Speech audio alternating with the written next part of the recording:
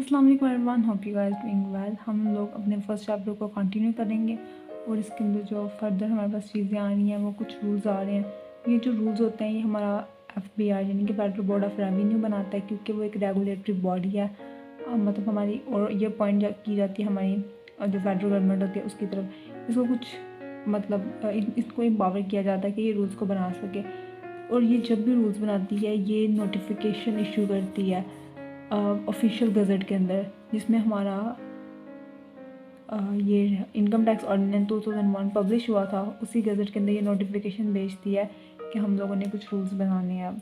तो रूल्स ये कुछ मैटर्स में बनाती है, जैसे कि ये देखती है कि इनकम चार्जेबल क्या होगी, ठीक है, जो हम लोगों का टैक्स बना है उसके ऊपर किस तरह से इनकम चार्ज करेंगे, कि टैक्स पेएबल क्या होगा अगर वो इनकम एग्रीकल्चर से है, ठीक है, क्योंकि हर किसी का एक अपना टैक्स टेबल है।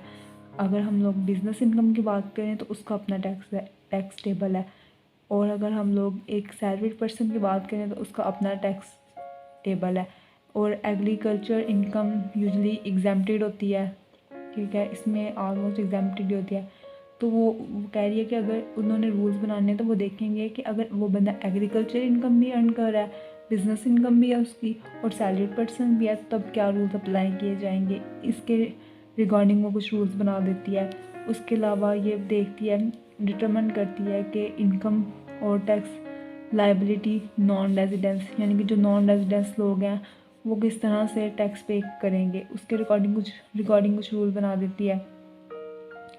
उसके अलावा ये देखती है कि अगर हम लोगों ने कौन कौन सी डिडक्शंस ऐड करवानी है, मतलब अगर आप लोग टैक्स पेयर जो है वो जब टैक्स पे करेगा, कैलकुलेट करेगा, तो वो कौन कौन सी चीज़ों को एग्जेम्प्ट कर सकता है और कौन कौन सी चीज़ें हैं जिनके ऊपर उनको टैक्स देना पड़ेगा। इसी तरह से कुछ चीज़ें उन्होंने डिफ़ाइन कर दी गई हैं कि इसके अंदर फ़ी के ऊपर किस तरह से आप कर सकते हो।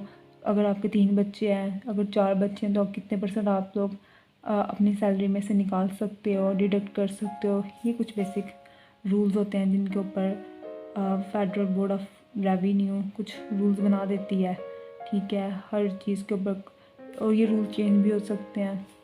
तो इस तरह से ये काम करती है। नेक्स्ट हमारे पास इसकी कुछ डेफिनेशंस आ जाती हैं, तो जिन्हें डेफिनेशन स्टार्ट करते हैं, इनमें से जो इंपॉर्टेंट डेफिनेशन और अच्छी तरह से डिफाइन की गई है वो डेफिनेशन हम लोग पढ़ते हैं। सबसे पहले कॉम्युलेटेड प्रॉफिट की डेफिनेशन है, जो कि यहाँ पे गिवन नहीं है।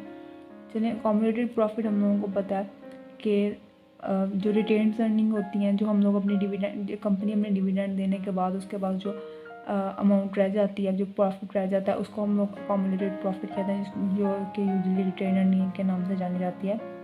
उसके बाद है अमलगमेशन। अमलगमेशन का कॉन्सेप्ट काफ़ी ज़्यादा लोगों को नहीं पता होता, मैं आपको एक कॉन्सेप्ट बता देती हूँ। अमलगमेशन का कॉन्सेप्ट ये है कि जब इसमें ना मर्जर होता है, बेसिकली एक या एक से ज़्यादा कंपनीज एक दूसरे के साथ मर्ज कर जाती हैं, कोई इंस्टीट्यूशन मर्ज कर जाते हैं, कोई कंपनीज मर्ज कर जाती हैं, इस तरह से एक दूसरे के साथ मर्ज कर सकती हैं ये। तो अमलगमेशन के अंदर होता ही है कि एक कंपनी जो होती है ना वो अमलगमेटिंग कंपनी होती है, जो कि ये है, और एक अमलगमेटेड कंपनी होती है। अमलगमेटिंग कंपनी वो कंपनी होती है जो किसी दूसरी कंपनी के साथ मर्ज करती है, ठीक है, और फिर ये अपनी शनाख्त खो देती है, ठीक है, इसकी जो आइडेंटिटी होती है वो ख़त्म हो जाती है, वो इसी कंपनी के नाम से जानी जाती है। और अमलगमेटेड कंपनी वो है जो अपने साथ किसी दूसरी कंपनी को मर्ज कर लेती है, ठीक है, और उस मर्जर के नतीजे में जो रिज़ल्ट में हमारे पास कंपनी आती है वो अमलगमेटेड कंपनी होती है, ठीक है। और इसका नाम जो कंपनी अपने साथ किसी को मर्ज करवा लेती है, ठीक है, तो वो उसी के नाम से जानी जाती है। इसकी जो सिंपलेस्ट एग्जांपल है वो हमारे पास हमारी वारिद और जैज़ की है। वारिद जो थी वो एक अमलगमेटिंग कंपनी थी, और जैज़ अमलगमेटेड कंपनी है, क्योंकि वारिद ने जैज़ के साथ मर्ज कर लिया, ठीक है। तो अब वारिद जैज़ एक ही है, लेकिन वो जैज़ के नाम से जानी जाती है, और जैज़ मतलब आपकी जो वालिद है उसका नाम नहीं है अब, ठीक है, तो वो जैज़ के नाम से ही जानी जाती है वालिद भी, वो जैज़ और एक की दोनों एक ही हो गई हैं। उसके बाद हमारे पास ये है अपीलेट ट्रिब्यूनल।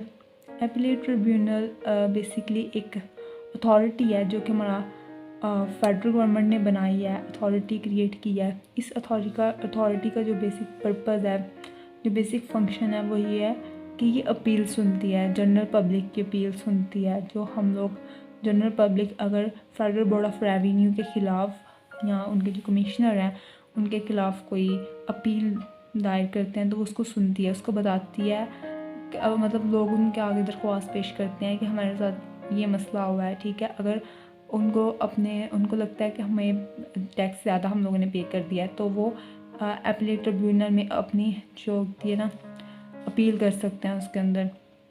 इस तरह से ये अथॉरिटी लोगों की अपील्स को सुनती है। उसके बाद यहाँ पे हमारे पास अप्रूव ग्रेजुएटी फंड्स हैं। It means such a gratuity fund which has been and continue to be approve by the commissioner in the revenue in the. इसके अंदर कोई डेफिनेशन नहीं गिवन, जस्ट बताया गया कि ये अप्रूव की गई हुई है कमीशन इन रेवेन्यू के अंडर पार्ट 3 में। बस इसके अंदर यही चीज़ें हैं और इसके अंदर भी यही लिखा हुआ है, इसके अंदर भी यही लिखा हुआ है कि ये प्रूफ किया गया, ये भी प्रूफ किया गया है। कोई प्रॉपर डेफिनेशंस नहीं है, जस्ट यही लिखा गया कि ये प्रूफ की गई हैं, ये भी प्रूफ किया गया, ये भी। नेक्स्ट हमारे पास ये भी कोई प्रॉपर डेफिनेशन नहीं गिवन एसेट मैनेजमेंट कंपनी की, यहाँ पे भी एसोसिएशन ऑफ पर्सन की भी नहीं है। उसके अलावा मैं आपको बता दूं कि एसोसिएशन ऑफ पर्सन होता क्या है। इसमें ये होता है कि कुछ लोगों का ग्रुप होता है, मतलब और इनके जो इंटरेस्ट होते हैं वो सेम होते हैं, उनका माइंडसेट सेम होते हैं। ये किसी स्पेसिफिक पर्पस के लिए इकट्ठे होते हैं, ग्रुप क्रिएट करते हैं और अपना जो पर्पस होता है उसके लिए एफर्ट करते हैं। बेसिकली एसोसिएशन ऑफ पर्सन, जैसे कि इसमें फॉर्म में लिखा है, जैसे फॉर्म के अंदर लोग होते हैं, ठीक है, उनका कोई बेसिक पर्पस होता है और वो किसी एक स्पेसिफिक पर्पस को अचीव करने के लिए, जैसे प्रॉफिट अर्न करना उनका मकसद है तो उसके लिए वो काम करते हैं। इस तरह से है। इसके अलावा बोर्ड है, बोर्ड बैंकिंग कंपनी, जैसे मैं पता बैंकिंग सेक्टर है हमारा, ठीक है, जो कि लोन्स देता है और डिपॉजिट्स लेता है, ठीक है, इस तरह से वर्क कर रहा होता है। उसके अलावा हमारे पास बोर्ड है, बोर्ड हमारी टैक्स अथॉरिटीज़ हैं, जैसे फेडरल बोर्ड ऑफ रेवेन्यू है। इसके बाद ये भी चीज़ें हमें लिखी हुई हैं। कैपिटल एसेट है, कैपिटल एसेट कोई भी आपकी प्रॉपर्टी हो सकती है जो आप होल्ड कर रहे हो, अपने पास होल्ड कर रहे हो। आपकी जो ज्वेलरी होती है वो हो सकता है, आपके पास स्टॉक बॉन्ड है, वो आपकी कैपिटल एसेट्स होते हैं। इसके लिखा हुआ है चैरिटेबल पर्पस। चैरिटेबल पर्पस में रिलीफ टू द पुअर, मतलब एजुकेशन, ये कुछ चैरिटेबल पर्पस इसमें लिखे हुए हैं। उसके अलावा इसके में कोई भी चीज़ इम्पोर्टेंट नहीं है। देन इसमें आ जाता है कंज्यूमर गुड्स आ जाती हैं, मतलब कंज्यूमर गुड में है कि वो चीज़ें जो एंड कंज्यूमर कस्टमर जो होता है ना, जो लास्ट वन, वो कंज्यूम करता है। जैसे हम लोग वेजिटेबल्स लेते हैं अपने घर के लिए तो हम उसको कंज्यूम करते हैं, आगे सेल करने के पर्पज़ से हम लोग नहीं लेते। तो हम लोग कंज्यूमर गुड्स वही होती हैं जो गुड्स हम लोग इस परचेज़ करते हैं कि हम उसको कंज्यूम कर सकें,